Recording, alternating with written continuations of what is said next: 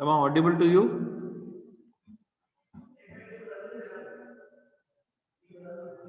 Yes, sir. Okay. We were starting with business process reengineering.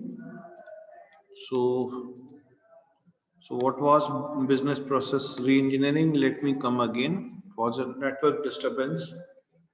Now, this is a business management strategy which actually company has started in the early 1990 and focusing on the analysis and the design of workflows which every business to gauge the every business process within the organization.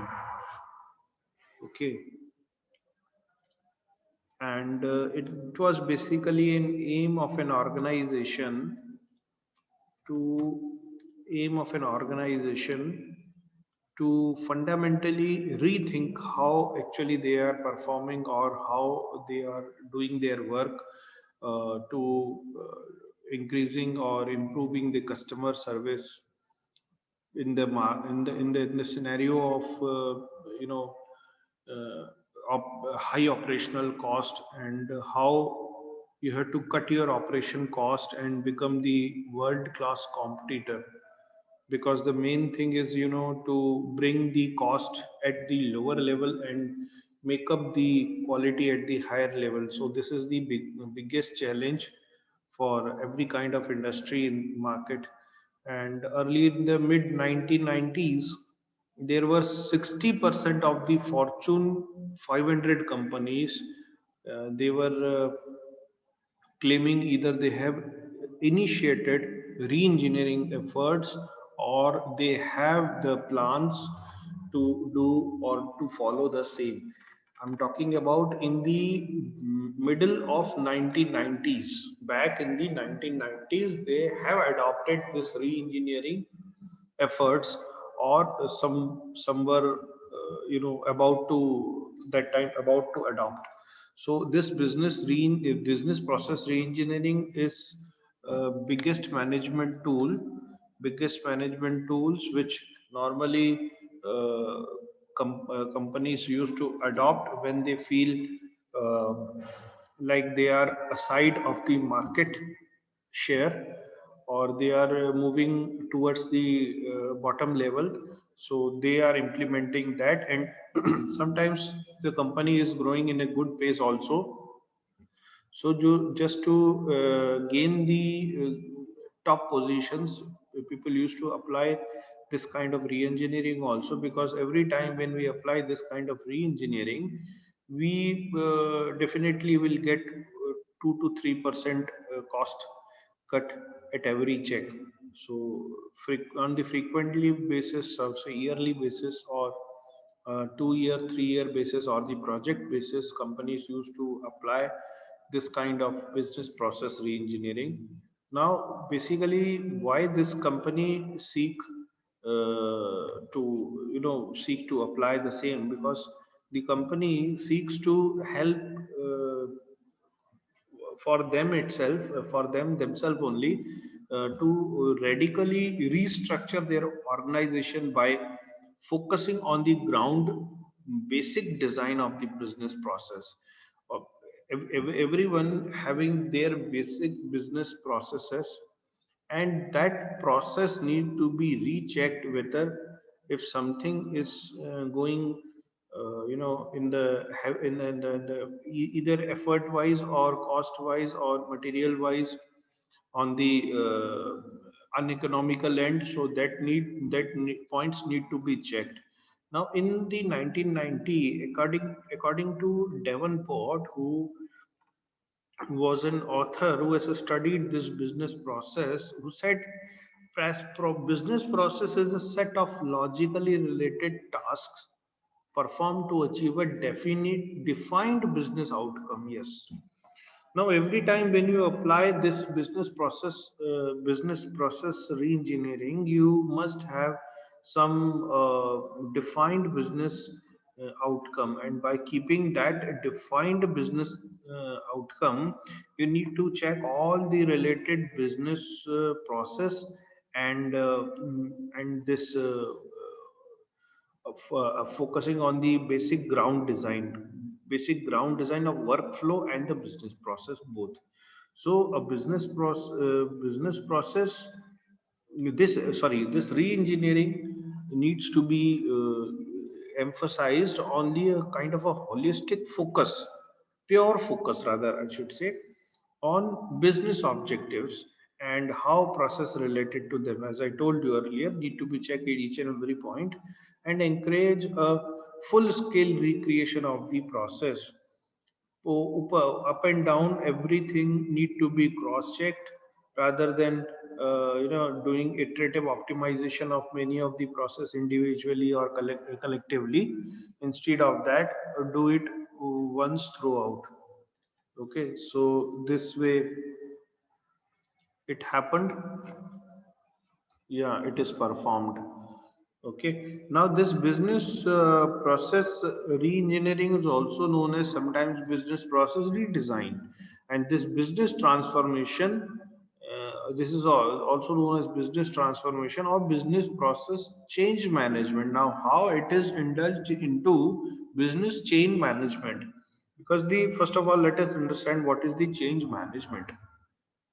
Change management is basically a structured approach for ensuring that the changes are either smoothened and implemented, thoroughly smoothened, or either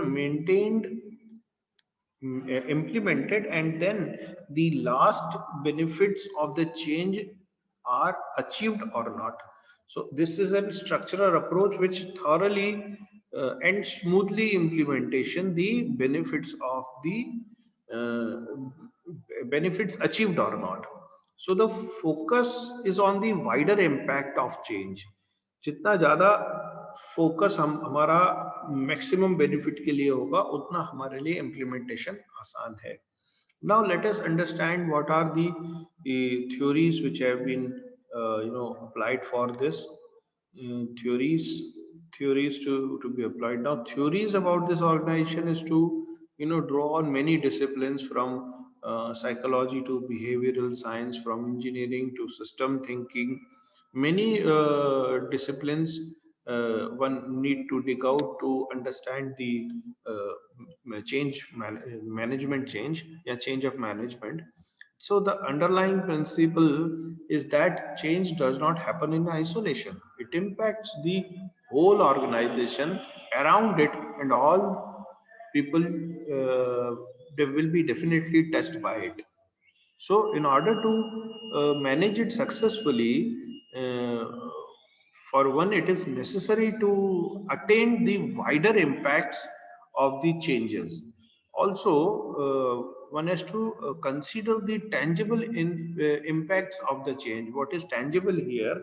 When we talk about word tangible and non-tangible in business words, it means tangible means जिसमें direct amount का या figures का calculation किया जा सकता है, और intangible माना जिसमें डायरेक्टली हम लोग अमाउंट को फिगर आउट नहीं कर सकते, जैसे pleasure, I am working pleasure here, so that is an intangible impact for a change or for a system to an employee like me. And if say suppose if it is a tangible one, this means I have got an increment, or I have got an appreciation amount in the form of money, or which can be which is countable. So if something is countable in terms, then it is tangible. And if some some feeling is there within you that I have been appreciated on this and this and that, तो वो intangible है. So the tangible impacts की भी consider करने हैं हमको, उसकी बात आपको बोल रहा है वो यहाँ पर. ठीक है. And their journey towards the work behaving in new ways to support the change. तो उस दौरान आपको सपोर्ट, चेंज के दौरान आपको सपोर्ट करना होगा, because you see everybody is everybody don't want to change. Say suppose morning में अगर आप you used to have a bed tea, है ना, मतलब आप सोते ही उठते ही बिस्तर पे चाय चाहते हो. Tomorrow onwards if I do ask you, don't do it this, first go to washroom and have a brush. So all of sudden if somebody comes into and give you a change, so वो बहुत मुश्किल होता है. So their management घर में parents को और organization में management को has to support the organization and the business flows, the material flows. So management has to support in that direction to, so that everyone can adopt the change in a smooth manner and implementation can be done very nicely in the same. That should be the that should be the target while management is seeking any kind of change. Now this change curve is basically a useful model which describes the personal and organizational process of change in detail. So the change management is therefore known as a it is a very broader field, and which approaches to manage the change very widely from organize, but it depends upon organization to organization and project to project. So now this kind of change of management we used to very frequently see in the companies who are basically the the consultant type of a company who do the consultancy kind of work, because there the variation in the work is very high, and it varies with the from it varies from project to project. So many organizations who are consultants or who are providing consultancy to manufacturing or any service industry, so that is a very frequent change in the methodologies or approaches, because every organization is dependent upon the work output, and there in consultancies kind of organizations, people used to get different type of projects at different point of time. So they frequently need this kind of change of management, yeah, change management change. So they provide toolkits kind of thing, checklist and outplans of what needs to be done to manage the changes successfully. Okay. So the checklist is it because style of the working will change, product is change, and output will be changed. So need to work accordingly to the project received. Okay. Now when we are when you are given a task with the management change, irrespective of whether or not you subscribe to a particular approach, the first question to consider is what management actually means about the change in a particular situation. उस समय management exactly चाह क्या रहा है? So the change management focus could be on the people, and also it could be like ensuring change is thoroughly, smoothly, and comparative to lastly implemented.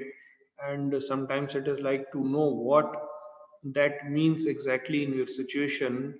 You must dig down further to define your specific change and the objectives with the management objectives as well.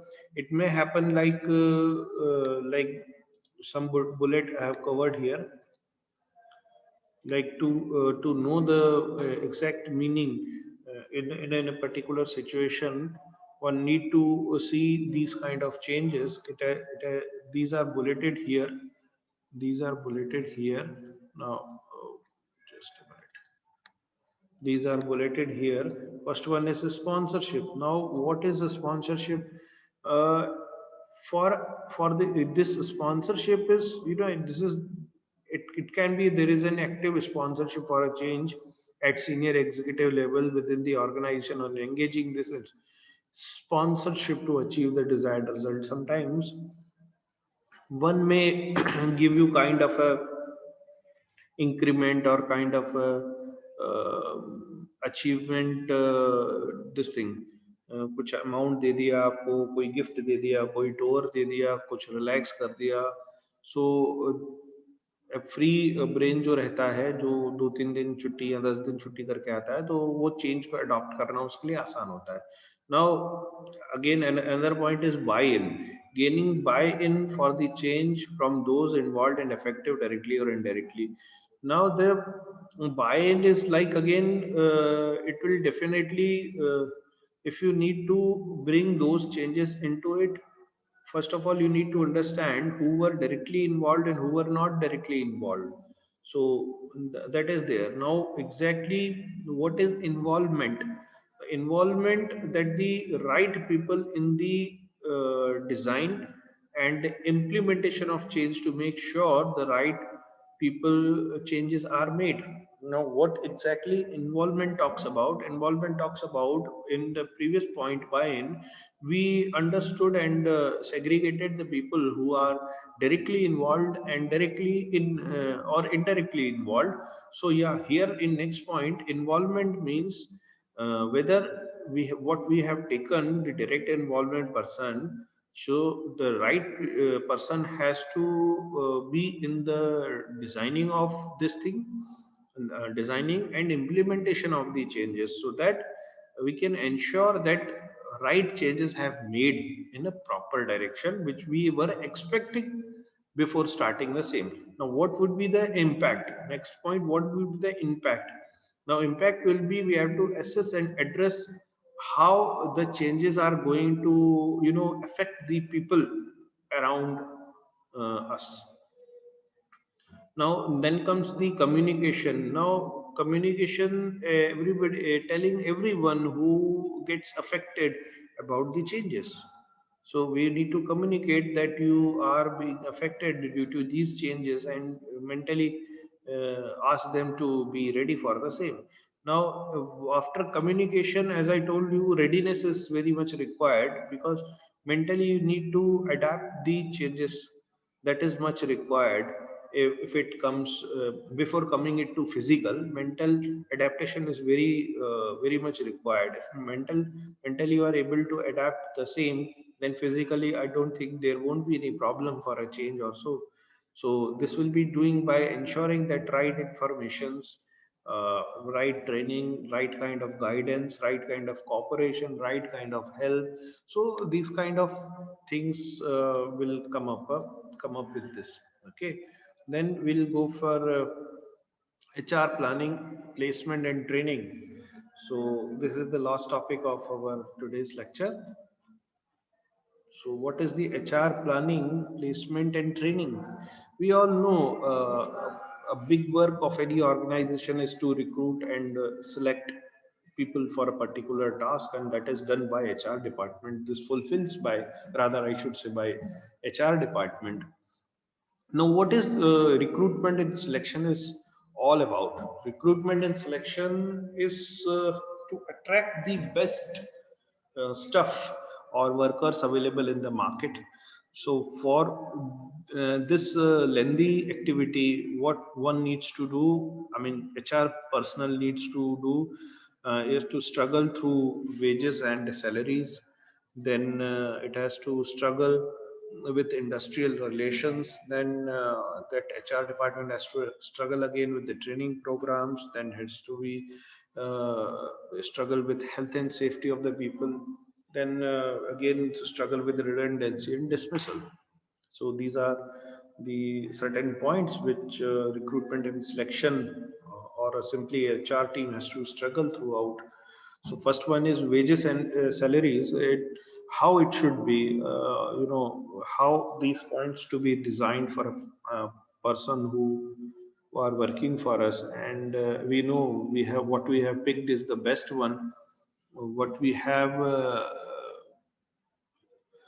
picked is the best one for us, but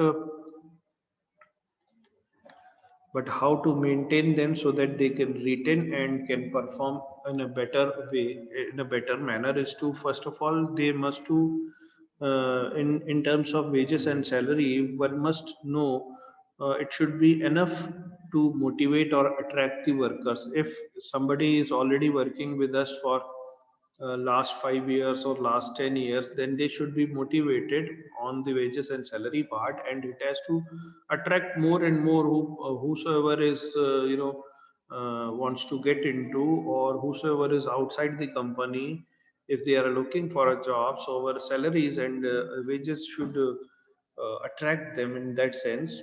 Then comes the industrial relations, and once they are in, then comes the parameter industrial relation. Now, what is the industrial relation? It is basically the effective communication between the higher officials and departmental communication. Effective communication between the departments or the higher officials of the department. Okay, so after this, if one is in now, then we need to conduct a training program. Now, if we need to conduct a training program, so we need to judge the training needs of the employees. We need to understand or provide the same training needs of an employee which will accomplish our business objectives. जिस objective के लिए हमने उनको bring in किया है, हमने उनको recruit किया है, वो ऑब्जेक्टिव accomplish होना चाहिए, पूरा होना चाहिए. Then comes the health and safety. Normally a small clinic or a small 10 bedded hospital is attached or engaged inside the factory or any manufacturing or any uh, service unit also. If they are big in shape, then a regular doctor and at least 4 bed to 10 bed hospital clinic sort of must be there to take care of the health and safety in especially in terms of in terms of emergency, if one wants to get rid of it. Then comes the redundancy and dismissal. Now, these are the unfortunate situations we are talking about, redundancy and dismissal. What are these? Redundancy means redundant क्या होता है आप जानते हो, है ना? Redundant structure कब होता है आप जानते हो, आप समझते हो? Redundant कब होता है? Redundant माने कमी, हमको कम करना है ना? हमको कम करना है. दूसरा, it's one needs to we need to dismiss them, या उनको हमको organization से कम करना है. So in that case we need to follow all the laws while removing any of the employees or workers. So that needs to be taken care of very strongly, because that either if we have done in positive direction, that will this will build our image in the market. If we have not done uh, properly and obeyed all the laws, if we have not done that, then we need to, you know, हमारी image जो market में है about recruitment will come down. And if this happens, then very less people will be interested to work with that kind of an environment. So that is, these points are very necessary to, necessary to all the companies to take care of, especially to the HR department. Now comes the summarizing the recruitment process. First of all, say suppose any vacancy arises in our department, any vacancy has been arising in our department, then we need to first take out the the job analysis, which clearly identifies the roles and responsibilities and the task associated with the job. Then comes the job description.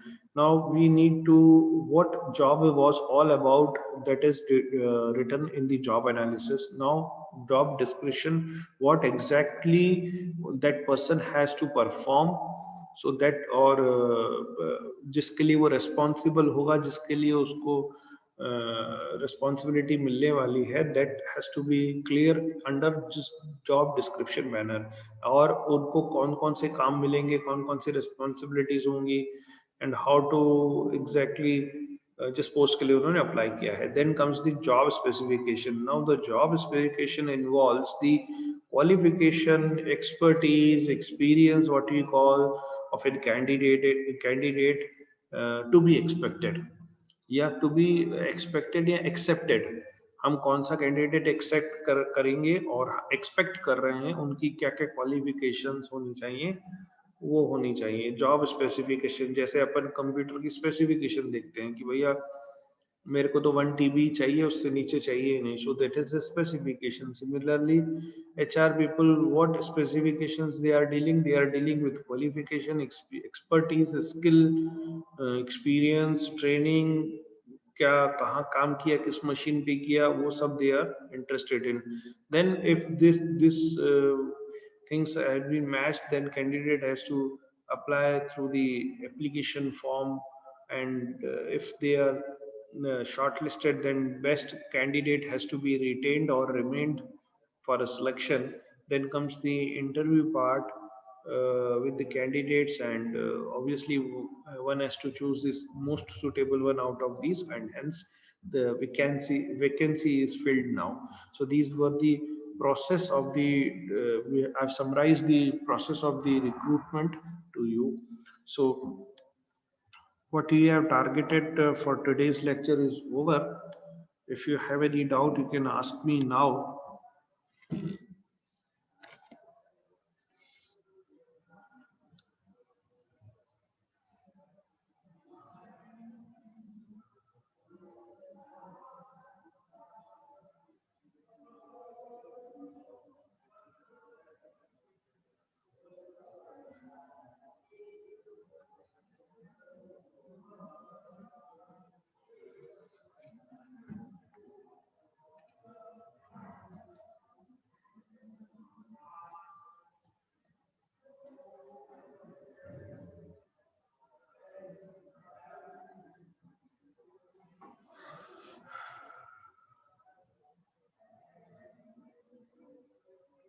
Hope you have understand all the topics, and if you have any problems related to this current session of the lecture and previous one, you can ask me in the next lecture also.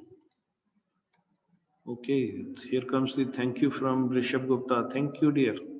Thanks for attending to all. Thank you. Have a nice day ahead.